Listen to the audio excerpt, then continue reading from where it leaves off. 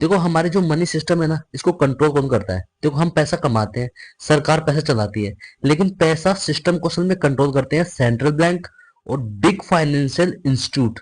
अब पूरा सच में स्टेप बाय स्टेप आपको बताता हूँ। देखो पैसा असल में होता क्या है?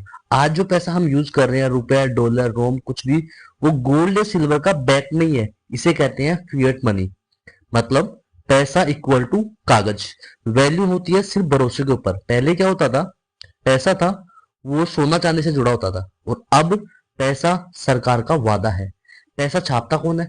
सरकार सीधे पैसे नहीं छापती है, पैसा छापते हैं सेंट्रल बैंक। एग्जाम्पल के लिए यूएसए के जो फेडरल रिजर्व है, इंडिया का आरबीआई और यूरोप का ईसीबी। सेंट्रल बैंक तय करता है कि कितना पैसा छापना है, कितना इंटरेस्ट रेट होगा, इकोनॉमी स्लो होगी या फास्ट होगी। इंपॉर्टेंट बात यह है कि सेंट्रल बैंक टेक्निकल इंडिपेंडेंट होता है, लेकिन सिस्टम से जुड़े होते हैं पावरफुल फाइनेंस इंटरेस्ट। अब मनी क्रिएशन का सबसे बड़ा झूठ पता है क्या है? आपने सोचा होगा कि बैंक लोगों को पैसा उधार देता है, जबकि बैंक रियल में नया पैसा क्रिएट करता है। जैसे मान लो अगर बैंक से हम 1 लाख जमा किया, बैंक उसी के अगेंस्ट 9 लाख का लोन बना देता है। वो 9 लाख नए क्रिएट किए जाते हैं। इसे कहते हैं फ्रैक्शनल रिजर्व सिस्टम, और यहीं से इन्फ्लेशन पैदा होती है। पैसे की वैल्यू गिरती है, और हम जो लोन लेते हैं जैसे car loan, home loan, education loan, credit card, सब प्रिंसिपल इंटरेस्ट चुकाते हैं। लेकिन सिस्टम में प्रिंसिपल बनाया जाता है, इंटरेस्ट बनाया ही नहीं जाता। इसलिए हमेशा लोग कर्जे में रहते हैं, कभी सिस्टम से बाहर ही नहीं आ पाते।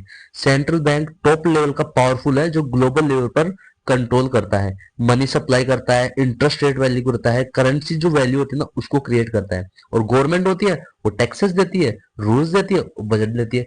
लेकिन सरकार है वो खुद ही कर्जे में है।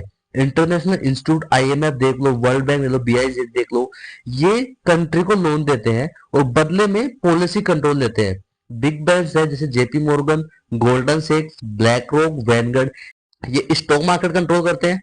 बॉन्ड्स, पेंशन मनी, गवर्नमेंट के जो एडवाइजर होते हैं वो होते हैं जो कि big bank and financial institute होते हैं।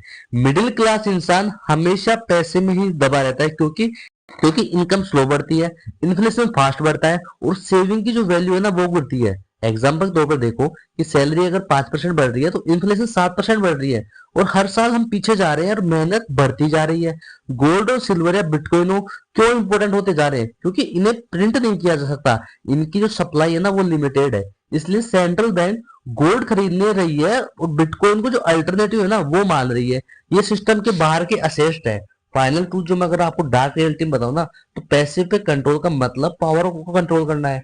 जो पैसा क्रिएट करता है, इंटरेस्ट डिसाइड करता है और इन्फ्लेशन कंट्रोल करता है, वो आपकी मेहनत, आपका टाइम, आपका फ्यूचर सब कंट्रोल कर रहा है। हम पैसे के लिए काम करते हैं, लेकिन पैसा हमारे लिए काम नहीं करता, क्योंकि पैसा हमारा है ही नहीं।